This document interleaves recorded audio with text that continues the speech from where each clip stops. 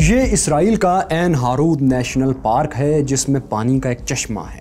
اس چشمے کو عربی میں عین جالوت یعنی جالوت کا چشمہ کہتے ہیں۔ 700 برس پہلے یہ جگہ شام کا حصہ تھی۔ 1260 میں اسی چشمے کے کنارے پر انسانی تاریخ کی ایک فیصلہ کن جنگ ہوئی تھی۔ اس جنگ میں ایک طرف بغداد کو تاراج کرنے والا ہلاکو خان تھا اور دوسری طرف مملوک سلطنت کا مسلمان حکمران۔ اس جنگ نے انسانی تاریخ کا دھارا کیسے موڑ کر رکھ دیا، اور وہ کون سا منگول تھا جس نے مسلمانوں کے لیے ہلاکو خان سے ٹکر لے لی تھی۔ میں ہوں فیصل وڑائچ اور دیکھو سنو جانو کی ہلاکو خان کون تھا کہانی کا آج آپ دوسرا اور آخری حصہ دیکھ رہے ہیں۔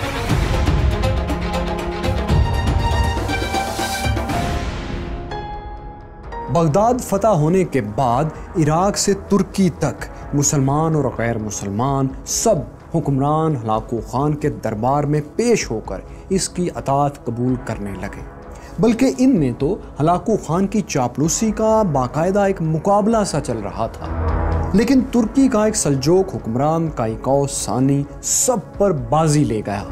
پہلے تو اس نے ہلاکو خان کو جرابوں کا ایک ایسا جوڑا پیش کیا جس پر اس کی اپنی تصویر بنی ہوئی تھی۔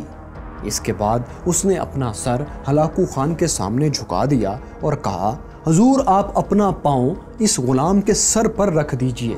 اب ہلاکو خان نے اپنا پاؤں اس کے سر پر رکھا یا نہیں رکھا کچھ واضح نہیں، لیکن دا منگول وار لارڈز میں یہ ضرور لکھا ہے کہ خوشامد کی ایسی بلا مقابلہ کارکردگی دیکھ کر منگول دربار حیران پریشان ضرور ہو گیا تھا۔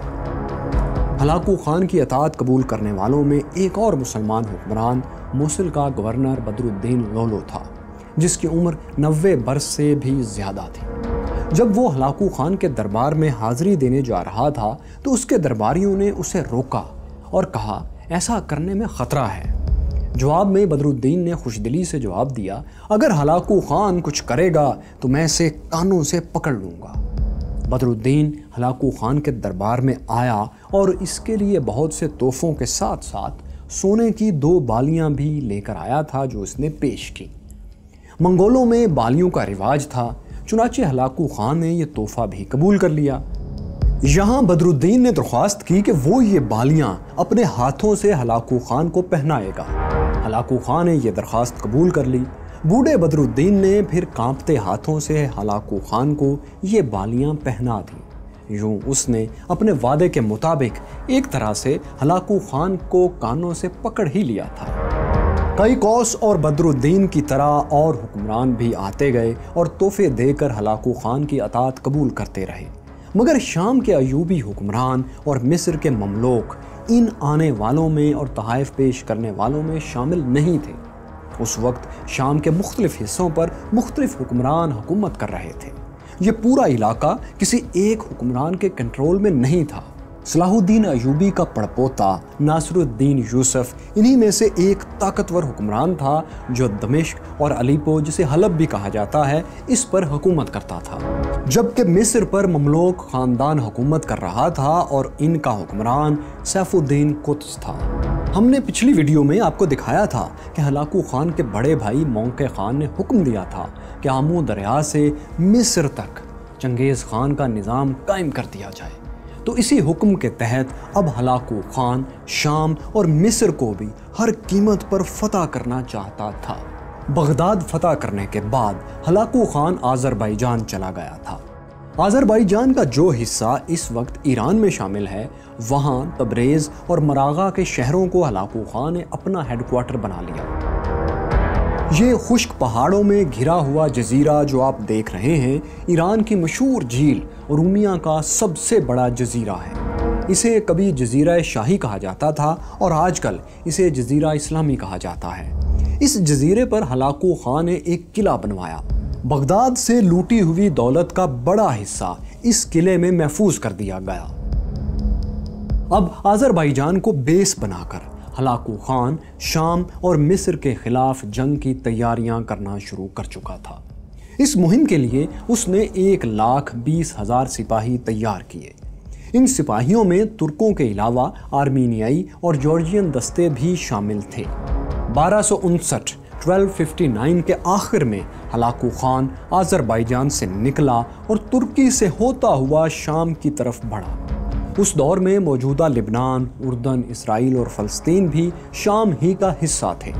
ہلاکو خان چاہتا تھا کہ شام میں اس کے داخلے سے پہلے اس کا خوف وہاں پہنچ جائے، اور پھر یوں ہوا کہ ایسا ہو بھی گیا۔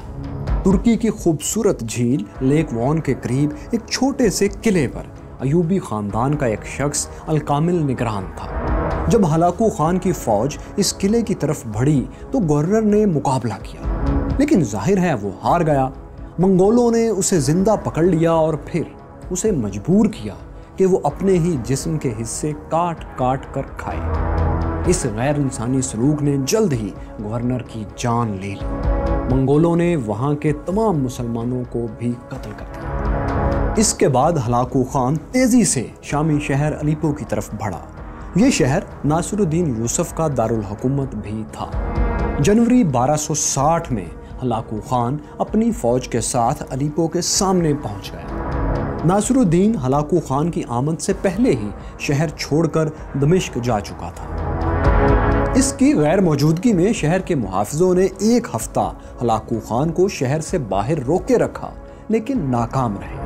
پھر جب منگول فوج شہر کے اندر داخل ہو گئی تو یہ محافظ شہر کے اندر ایک قلعہ نما عمارت میں پوزیشن لے کر منگولوں کے خلاف لڑتے رہے، لیکن 25 فروری 1260 تک یہ عمارت بھی منگولوں کے قبضے میں چلی گئی۔ پھر فاتح منگول فوج نے الیپو میں مسلمانوں کے خون سے جی بھر کے ہاتھ رنگے۔ منگول فوج میں شامل جارجیا کے سپاہیوں نے ہلاکو خان کے حکم کے بغیر ہی الیپو کی جامع مسجد بھی تباہ کر دی۔ شہر کے زیادہ تر مسلمان قتل کر دیے گئے۔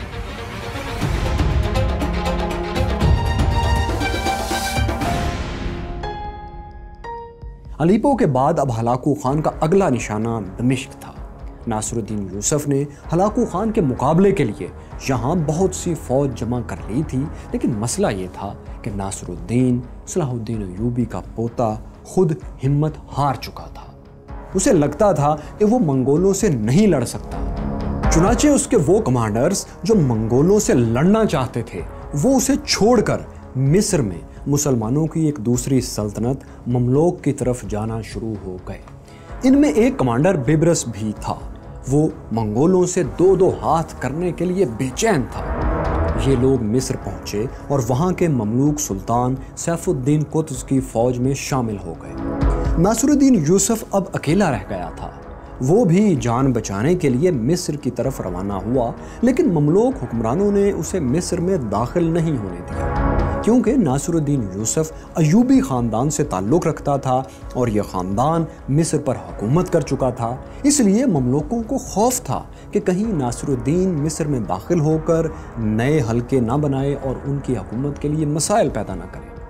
دراصل اس دور کی تمام حکومتیں چونکہ طاقت کے زور پر بنتی اور ٹوٹتی تھیں، اس لیے فیصلے بھی خوف یا احساس تحفظ کی بنیاد پر ہی زیادہ تر کیے جاتے تھے، اور پوری دنیا میں ایسا ہی تھا۔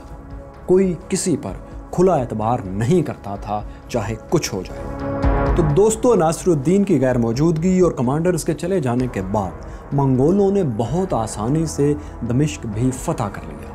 دمشق کے گورنر کا سر قلم کر دیا گیا، جبکہ حمص اور حما سمیت کئی شامی شہروں کے گورنرز نے بغیر کسی لڑائی کے منگولوں کے سامنے ہتھیار ڈال دیے۔ اب ناصر الدین یوسف کی سلطنت ختم ہو چکی تھی اور وہ شام کے مختلف علاقوں میں مارا پھر رہا تھا۔ سو جلد ہی وہ ایک جگہ سے واپسی پر منگولوں کے ہتھے چڑھ گیا اور اسے ہلاکو خان کے پاس بھیج دیا گیا، جہاں وہ اپنی موت تک قید رہا۔ اب شام کے زیادہ تر حصوں پر منگولوں کی حکومت قائم ہو چکی تھی۔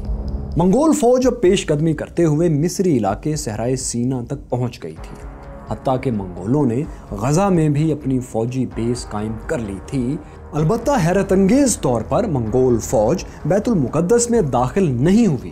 اسی طرح منگولوں نے اسرائیل اور لبنان کے ساحلی شہر عکا، سور اور سیدون پر بھی حملہ نہیں کیا، اور اس وقت ان شہروں پر صلیبیوں کی حکومت تھی۔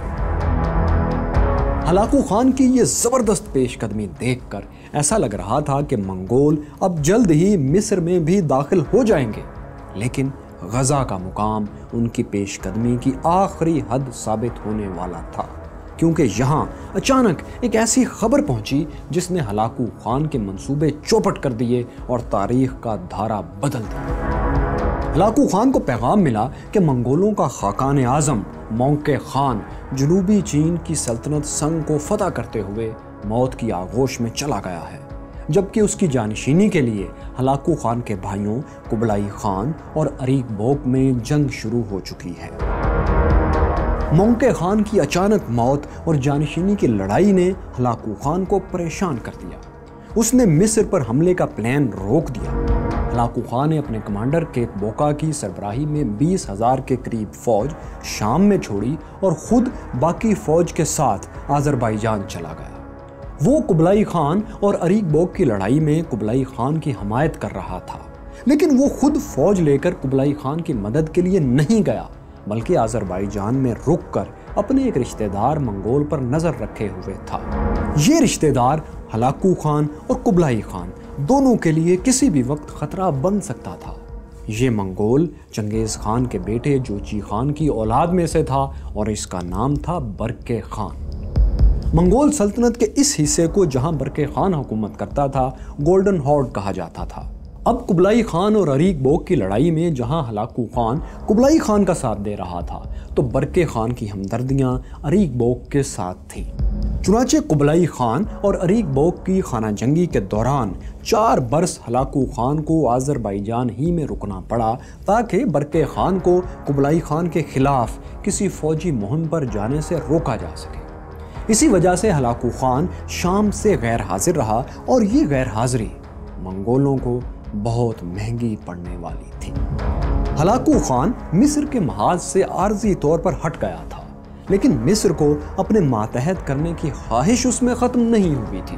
چنانچہ اس نے اپنے سفیر مملوک کے دربار میں بھیجے اور انہیں اپنی اطاعت قبول کرنے کا حکم دیا۔ مصر کا مملوک سلطان سیف الدین قطز بوڑھا تھا، مگر وہ بزدل ہرگز نہیں تھا۔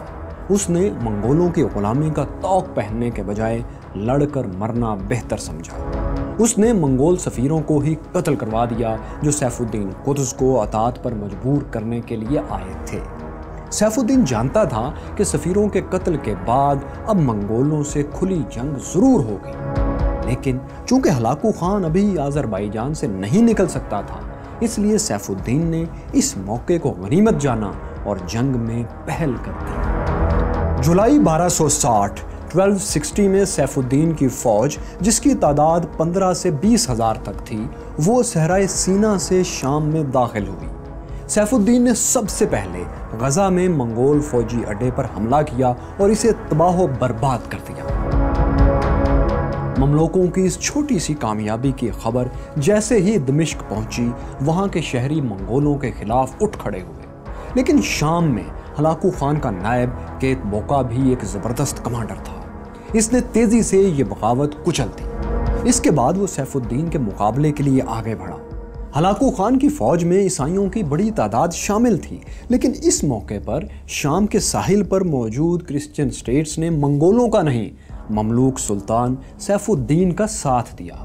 انہوں نے سیف الدین کو عین جالوت پہنچنے کا محفوظ راستہ دیا اور راستے میں کھانے پینے کی سپلائی لائن بھی بحال رکھی۔ مملوک اور منگول فوجوں کا سامنا عین جالوت کے تاریخی مقام پر ہوا، جو کہ اب اسرائیل کا حصہ ہے اور آپ دیکھ رہے ہیں۔ مملوکوں کی 15 سے 20,000 فوج کے مقابلے میں کیت بوکا کے پاس بھی 10 سے 20,000 فوج موجود تھی، یعنی تعداد میں یہ فوج مملوکوں کے تقریباً برابر ہی تھی، زیادہ فرق نہیں تھا۔ یہ بھی کہا جاتا ہے کہ مملوک تعداد میں تو زیادہ تھے، مگر ان کی زیادہ تر فوج منگولوں کی طرح ڈسپلنڈ اور ٹرینڈ نہیں تھی۔ لیکن مملوکوں کو ایک ایڈوانٹیج بہرحال حاصل تھا، ان کے پاس ایک جہاندیدہ کمانڈر ببرس تھا۔ ببرس عین جالوت کے علاقے سے اچھی طرح واقف تھا، چنانچہ سیف الدین کے مشورے سے جنگ کی ساری پلاننگ اسی کمانڈر نے کی۔ تاریخ میں پہلی بار ایسا ہونے والا تھا کہ منگولوں کی چالیں انہی پر الٹنے والی تھی۔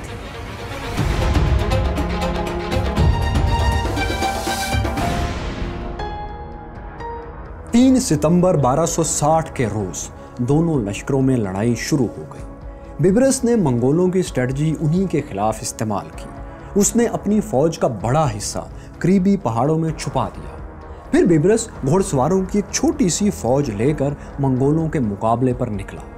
इन घोड़सवारों ने कई घंटों तक मैदान जंग में इधर उधर घोड़े दौड़ाकर मंगोलों को मसरूफ रखा। जब मंगोल लश्कर थक गया तो बिबरस ने मैदान जंग से भागने की अदाकारी की। मंगोलों ने फौरन भागते लश्कर का ताक़ुब किया और जैसे ही वो पहाड़ों के करीब पहुंचे, वहां छुपी ममलूक फौज उन पर टूट पड़ी। लेकिन मंगोल भी किसी से कम नहीं थे। वो घेरे में आने के बावजूद खूब लड़े, यहाँ तक के करीब था कि जंग का पांसा उनके हक में पलट जाता। मगर इस मौके पर सुल्तान सैफुद्दीन ने अपना खौद यानी हेलमेट उतार फेंका और सिपाहियों को ललकार कर कहा, इस्लाम के खातिर आगे बढ़ो। ये सुनकर ममलूक सिपाहियों के हौसले बढ़ गए और वो फिर से जमकर लड़ने लगे। तीरों और तलवारों के अलावा ममलूकों ने एक छोटी सी तोप जिसे मदफा कहा जाता था, उसे भी खूब इस्तेमाल किया। ये तोप जानी नुकसान तो ज़्यादा नहीं करती थी, लेकिन मंगोलों के घोड़ों को डरा अच्छा खासा देती थी। इसके धमाकों से मंगोलों के घोड़े बिदक जाते थे। तो फैसला कुन जंग जारी थी कि मंगोलों का एक अहम तरीन कमांडर कीत बोका मुसलमानों के हाथों मारा गया। ये भी कहा जाता है कि उसे मैदान जंग में कैदी बना लिया गया था और उस वक्त उसने चीख कर कहा था कि हलाकू खान मेरी शिकस्त का बदला जरूर लेगा। इस पर ममलूकों ने उसका सर कलम कर दिया था। बहरहाल मौत की वजह जो भी हो, जब कीत बोका की लाश जमीन पर गिरी तो मंगोल लश्कर की कमर टूट गई। वो मैदान जंग से भाग खड़े हुए। मुसलमानों ने मंगोलों को उन्हीं के फार्मूले से शिकस्त फाश दे दी थी। ये तारीख की एक फैसला कुन शिकस्त थी। इसके बाद मंगोल शाम में ठहर न सके और अलीपो तक का सारा इलाका उनके हाथ से एक बार फिर निकल गया। जब हलाकू खान को ऐने जालूत की शिकस्त और कीत बोका की मौत की इत्तला मिली तो वो गुस्से में खौलने लगा। लेकिन अब वो आज़रबाईजान तो छोड़ नहीं सकता था, क्योंकि कुबलाई खान और अरीक बोग की जंग तो अभी शुरू हो रही थी। चुनाचे उसने अपनी शिकस्त का बदला लेने के लिए 6000 मंगोलों की एक फौज शाम भेजी। इस फौज ने अलीपो पर दोबारा कब्जा करके वहां के बचे खुचे मुसलमानों को भी कत्ल कर दिया। मगर जब ये फौज शामी इलाके हम्स के करीब पहुंची तो वहां 10 दिसंबर 1260 को 2000 के करीब मुसलमानों की एक फौज ने मंगोलों को फिर शिकस्त फाश दे दी। इस दूसरी शिकस्त ने हलाकू खान और मंगोलों की पेशकदमी हमेशा के लिए रोक दी। हलाकू खान ने इसके बाद फिर यहाँ कोई बड़ा हमला नहीं किया। शाम पर मंगोलों का कंट्रोल दरिया फरात के मशरकी किनारे वाले इलाकों तक महदूद हो गया, जबकि बाकी शाम ममलूकों के कब्जे में चला गया। ये जो आप दरिया देख रहे हैं, दरिया फरात, ये मंगोलों और ममलूक सल्तनत के दरमियान बॉर्डर बन गया था। हलाकू खान ने शाम में अपनी दूसरी शिकस्त से दिलबर्दाश्ता होकर अपनी कैद में मौजूद अयूबी ख़ानदान के आखिरी हुक्मरान सलाहुद्दीन अयूबी के पड़पोते नासिरुद्दीन यूसुफ को कत्ल कर दिया। मगर शाम में शिकस्त हलाकू खान की आखिरी लड़ाई नहीं थी।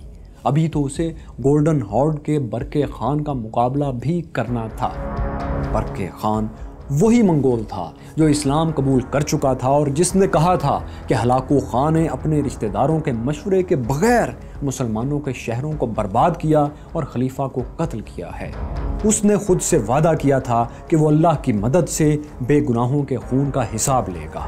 तो अब एक तरफ मंगोलिया में कुबलाई खान और अरीक भोग लड़ रहे थे, तो इधर हलाकू खान और बरके खान में भी लड़ाई छिड़ चुकी थी।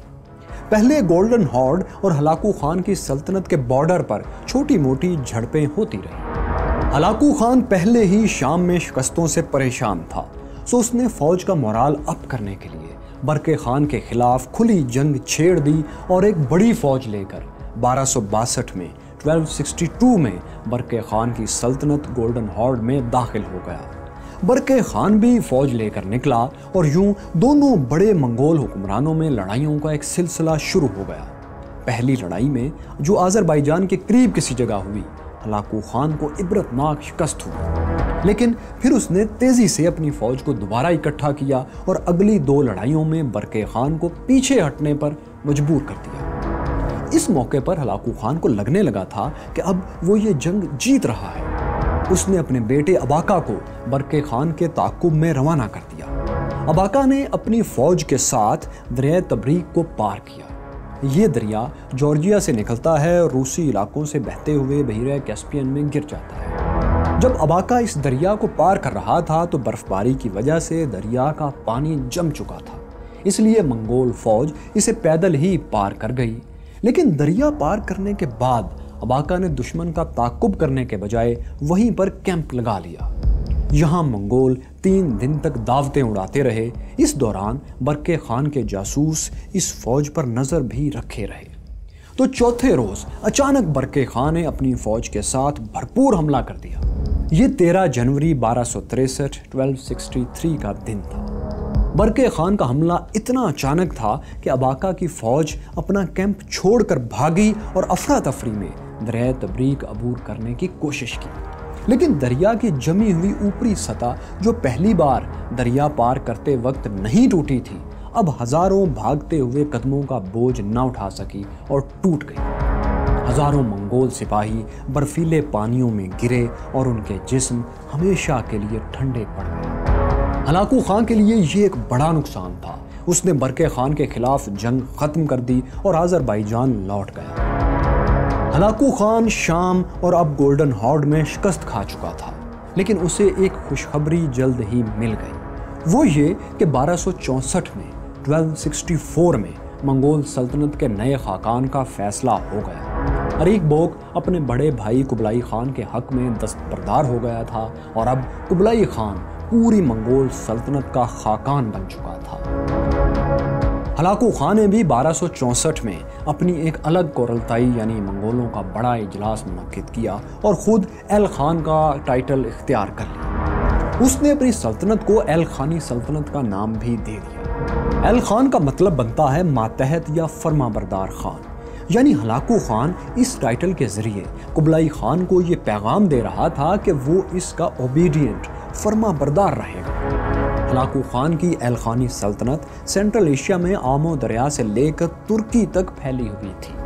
इसमें अफगानिस्तान का बड़ा हिस्सा और पाकिस्तान का सूबा बलूचिस्तान भी शामिल था। लेकिन हलाकू खान इस सल्तनत का हुक्मरान बनने के बाद बमुश्किल 1 साल ही जिंदा रह सका। कहा जाता है कि अपनी मौत के करीब वो ज्यादा ही जालिम हो गया था। इसकी मौत के बारे में बहुत कम मालूमात दस्तयाब हैं। वो जनवरी 1265 के शुरू में शदीद बीमार हो गया था। 8 फरवरी को इसी साल सिर्फ 47 बरस की उम्र में उसकी मौत हो गई। उसे जजीरा शाही या जजीरा इस्लामी पर उसी किले में दफन कर दिया गया जहां बगदाद से लूटा हुआ खजाना रखा गया था। उसका खजाना और 40 जिंदा लड़कियां भी उसके साथ ही दफन कर दी गई। लेकिन आज उसकी कब्र और उस खजाने का कोई निशान मौजूद नहीं है और उसकी कब्र डिस्कवर नहीं हुई। हलाकू खान की छोड़ी हुई एल खानी सल्तनत उसकी मौत के बाद महज 70 बरस ही कायम रह सकी थी। 1335 में इस सल्तनत का खात्मा हो गया और इसकी जगह कई छोटी छोटी सल्तनतें कायम हो गईं। दोस्तों, देखो सुनो जानो में आप तारीख की अजीम सल्तनतों के अरूजो ज़वाल की कहानियाँ और नामवर हीरोज़ की दास्तानें देखते हैं। लेकिन क्या आपने कभी गौर किया कि हम इंसान आखिर जंगी हीरोज़ ही को ज़्यादा क्यों याद रखते हैं? इन्हीं की दास्तानें ज़्यादा मकबूल क्यों होती हैं और वो लोग तारीख की भूल भलाइयों में क्यों गुम हो जाते हैं जो जंगें रोकने की कोशिशों में अपनी जानें गंवा बैठते हैं? दोस्तों, आपकी राय हमारे लिए बहुत मुहतरम है, हमें कमेंट्स में ज़रूर लिखिए। तो दोस्तों, अगर आपको हलाकू खान के दादा चंगेज़ खान की ज़बरदस्त और इंतहाई दिलचस्प बायोग्राफी देखना है तो इस प्लेलिस्ट पर क्लिक कर लीजिए। यहाँ देखिए अयूबी सल्तनत के बानी सुल्तान सलाहुद्दीन अयूबी की दास्तान हयात और यहाँ जानिए उस सैयारे की कहानी जो असल में सूरज बनना चाहता।